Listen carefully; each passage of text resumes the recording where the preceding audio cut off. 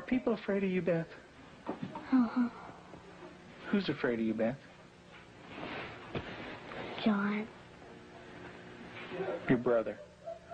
And what is your brother, why is your brother afraid of you? Because I hurt him so much. Mm-hmm. Okay. And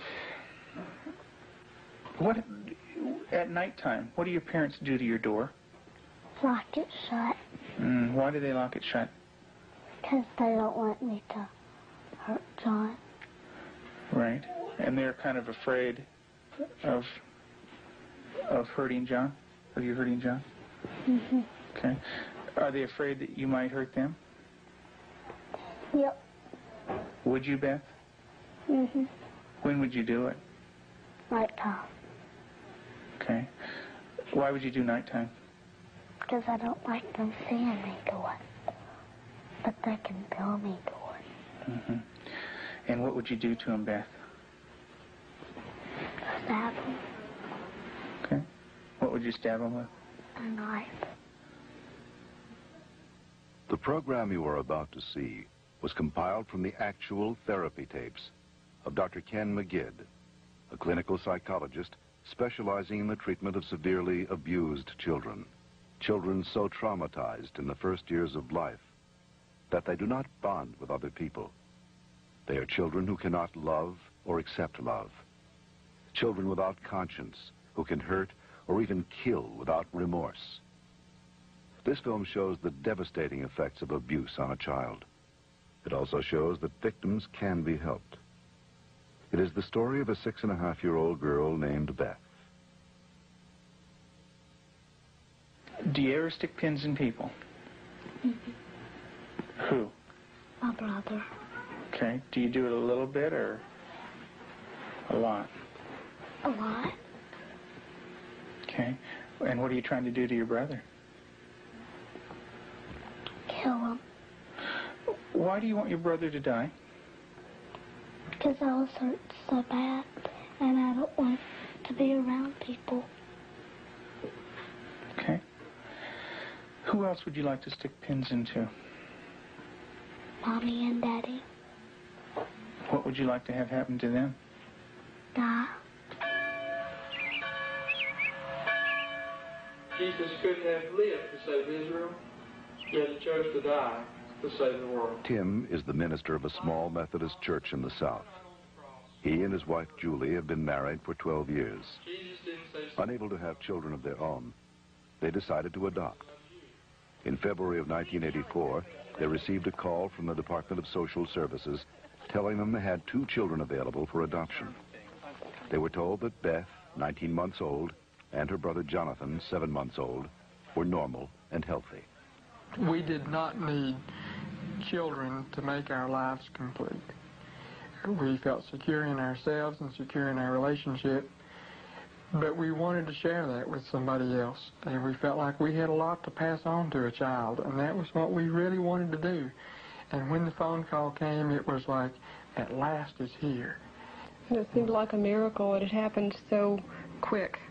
We'd heard of couples having to wait 5, 10 years on a child, and here we had 2 young children.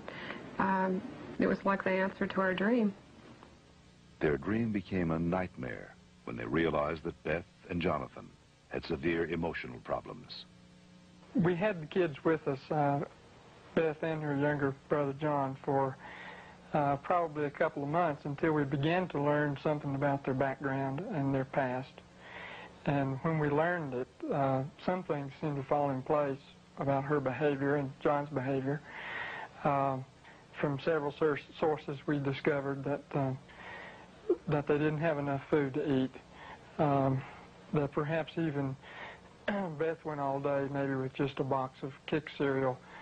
John himself was found in a bassinet with little patches of urine all over it and a dirty diaper and a couple of bottles at his feet that had curdled milk, and the back of his head was completely flat.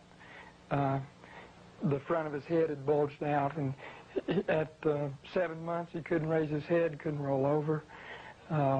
He was just had no stimulation, and we think perhaps that had happened to Beth, and it wasn't very long until she began showing some signs of perhaps even some abuse.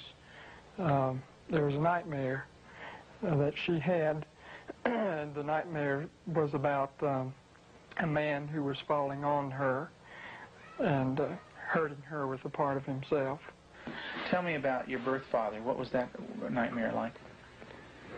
When he touched my vaginas Okay. until it bled, hurt it a lot until it bled, and wouldn't feed me a lot. He'd hit on me, wouldn't be very nice to me. How old were you? 1. And in your nightmare, what happens? I get real scared. Where are you in the nightmare? What happens in the dream? I'm in the house, upstairs. And then what happens, Beth? When he comes upstairs and, hurts. How do you feel when you talk about this? Scared. Where's your birth father? What's he doing? He's right there, and there's his hand. His hand's right there. Where? Right there. You can't hardly see it because it's green. What's it touching? My vaginas. And what is your birth father doing? Hurting it. Your face looks sad. Can you tell me about that? It's crying because there's dots of the tears. Beth had endured severe neglect and abuse as a child. Her birth mother died when she was 1. Because of these early childhood experiences, Beth never developed a sense of conscience, love, or trust for anyone. The early sexual abuse by her birth father would cause her to exhibit inappropriate sexual behavior, especially toward her brother. Does your brother have private parts?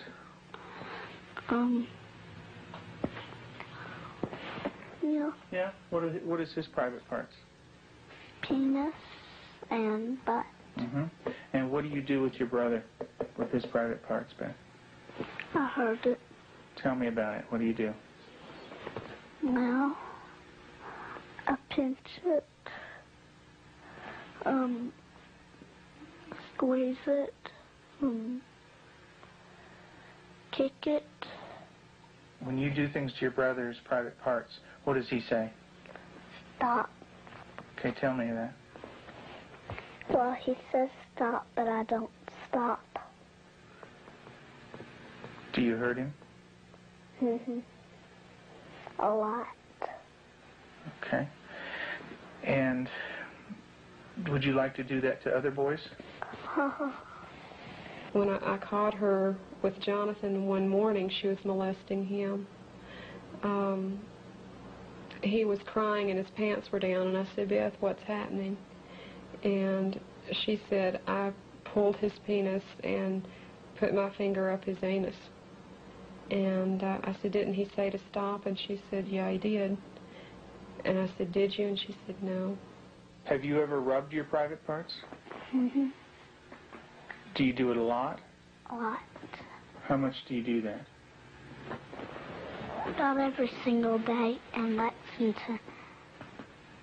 I did it every single day until it got real bad and messed up, and I had to go to the doctor, and I did not like it. What do you mean by real bad? Well, it looked real raw, got all kinds of boo-boos on it, germs, a lot of stuff from my hand. And it bled? She started to masturbate at inappropriate times.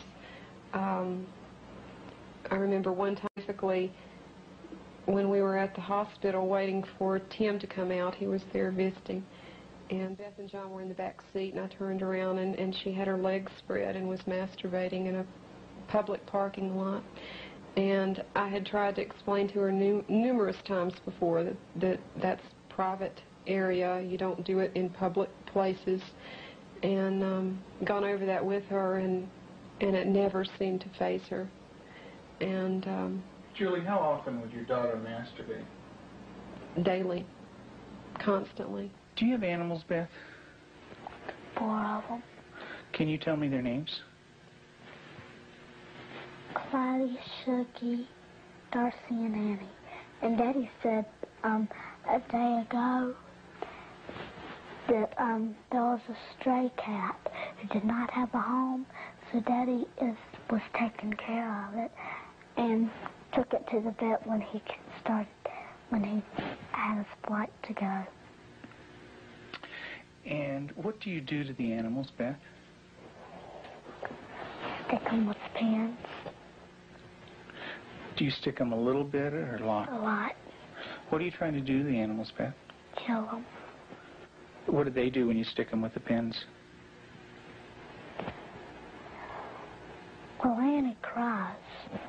She's a dog. She got baby birds down out of the nest, and we thought maybe she was just curious. So we explained that she could hurt them, put them back, and went through a whole sitting down and talking to her about the problem of it. And the next day we went out to check the baby birds, and they were on the ground dead with their necks broken. Let's talk about what happened once when you were smaller, when you found some baby birds in a tree. What did you do then? I took them out. Mm-hmm. And what did Mom say to you? That the mother will not come back if somebody touches her babies. Mm-hmm. Are the baby birds kind of small? Can you describe them for me? Well, they don't have their eyes open, but they can hear me, and they look up. Are they kind of helpless? Little baby birds? Can they fly? No. Can they run away?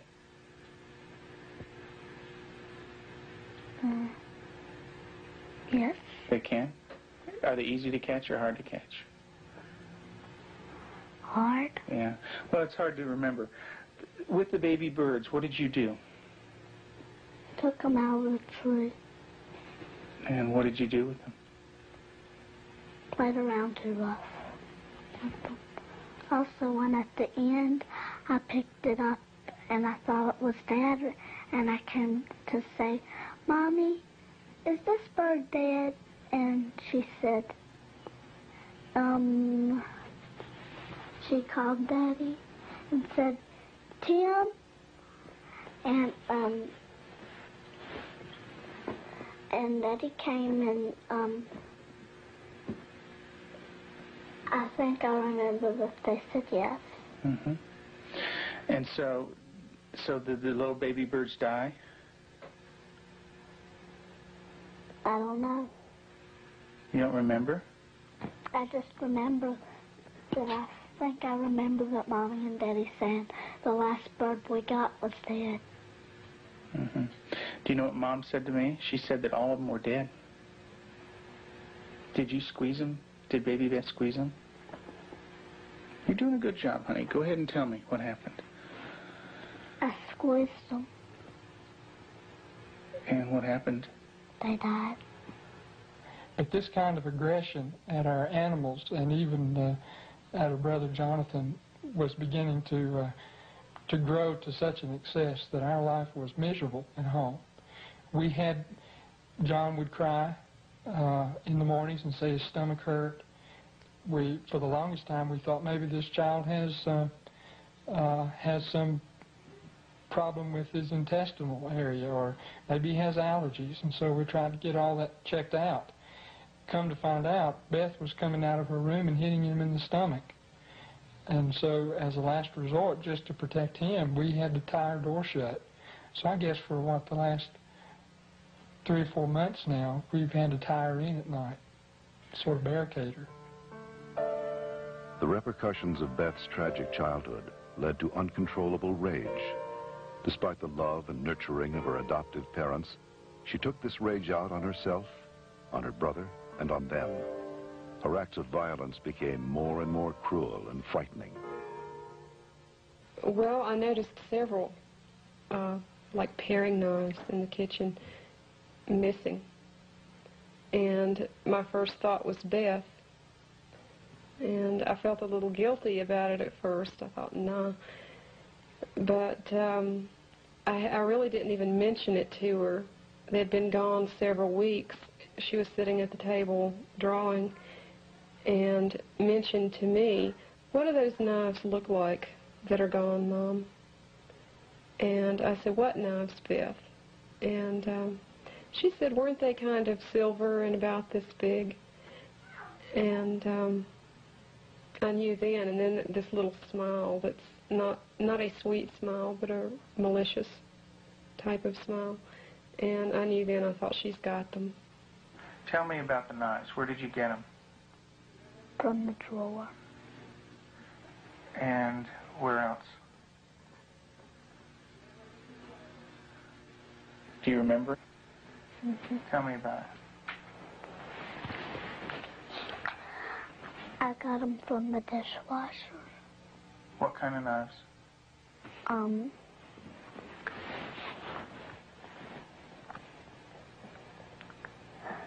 Big sharp ones. And what do you want to do with those knives? Kill John and Mommy with them, and Daddy. And when Mommy asks you about where the knives are, what do you say? I don't know where they are. What did you think she might do with the knives? My first thought was Jonathan. And the reason we thought that was that she had, by this time, she had tried to kill John on several occasions and openly admitted that.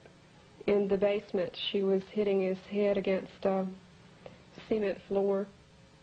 I heard his screams and ran down and had to literally pull her hands off, and she looked wild-eyed. Did you get real mad at him? Did you hit his head real hard?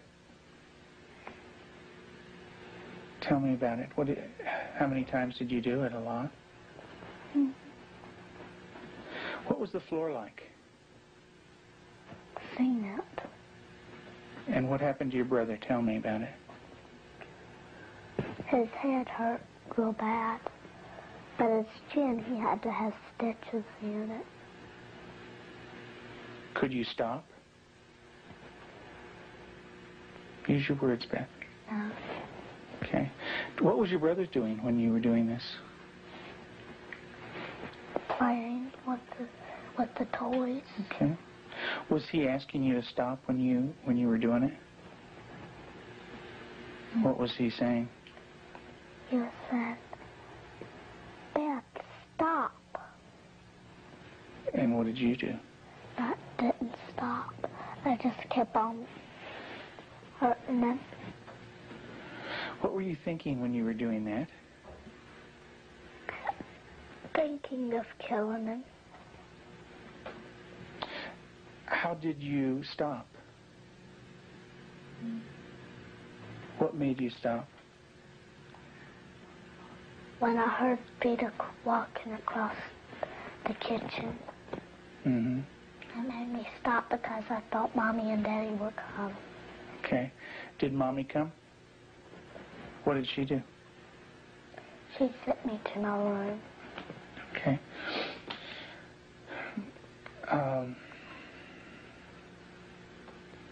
And what if Mom didn't stop you? What would you have done?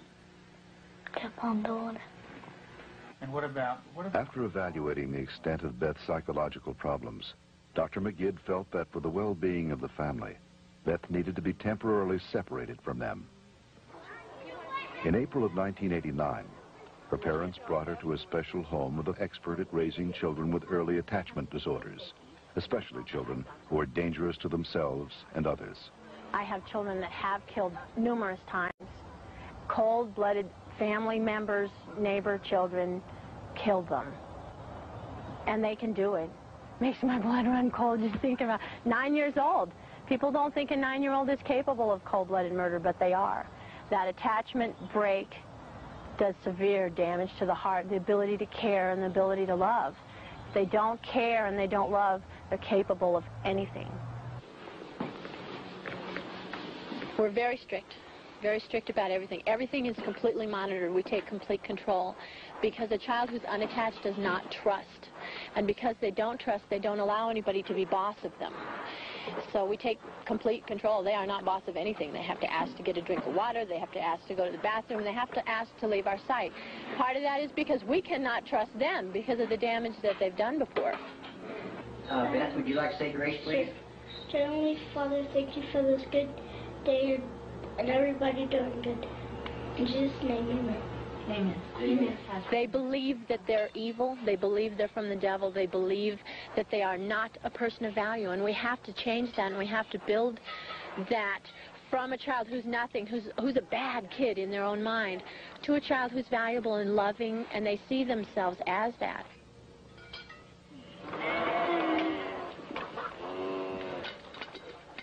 You don't have to bite this. When they do a chore well, we can say, you did a good job, you're a good worker. And then it just builds that self-esteem little by little so that they change the way that they see themselves.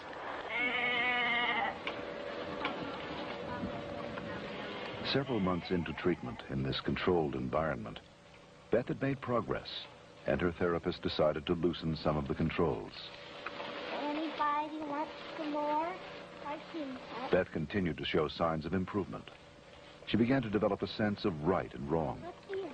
She seemed to respond to affection, was more outgoing. Gosh, you don't have to like. She went to public school, made friends at the local church, and even sang in the choir. And you're going to go into Sunday school again this morning? Yeah. And get stickers. Maybe you could put one on your nose. Through the years you made it clear that the time of Christ was near. Though the people couldn't see what Messiah ought to be, though your word contained a plan, they just could not understand. That's Elijah? Mm-hmm. Yeah, it's a beard. See his beard. There's his nose, and that's his... Oh, I see. Yeah, see his beard is kind of flowing in the wind and everything. Elijah taken up into heaven, the fiery chariot. Huh? Well, that's Elisha. That's the other prophet that took Elijah's place. And he was left, and there's Elijah, you know. And he learned about sheep, and the Lord is my shepherd. Mm-hmm. March 3rd, you just got that yesterday, huh?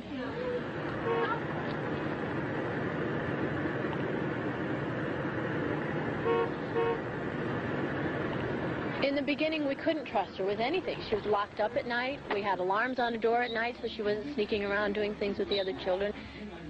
We don't worry about that anymore. There's no alarm on her door at night now. She sleeps in the same room with my own daughter, and I trust her that much. She brushes the dogs, and I trust her that much. Because she has earned that trust. She's learned it. She has a heart, and she has a love inside, and she feels bad when she does something now. In the past, because she didn't have a conscience, she didn't feel anything when she did something bad. There was just no feeling there. And now she does feel bad, and it shows in her face. I believe that Beth can make it.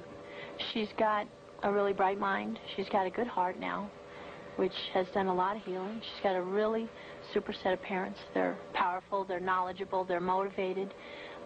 She's done a lot of good work with you in therapy, with Cannell and with myself. She wants to heal, and that's the #1 key. And she wants to heal because she has a family that really cares about her, and she wants to be with them. Do you know where that anger came from? That's when my birth dad hurt me. I had it all inside, and I remembered it, and I started doing it. And what did that do when it was inside? It made me want to hurt people really bad. And who did you hurt? My brother, my mom and dad, and animals. And animals. Who did it hurt the most? My brother. Who did it hurt the most? Me. Why don't you tell me that? It hurt. It hurt me the most. How did it hurt you the most? Because when I hurt other people, I'm hurting my good self. How do you feel right now, Beth?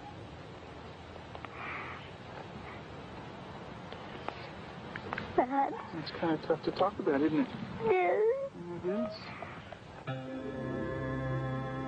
Beth gave her last interview for this film in December of 1989. Although she had made progress, she would still need extensive therapy. Not all abused children are as deeply scarred as Beth, but all abused children suffer a profound hurt for the rest of their lives. The road to recovery is long and hard for the abused child. There are more than 1 million new victims of child abuse in America every year.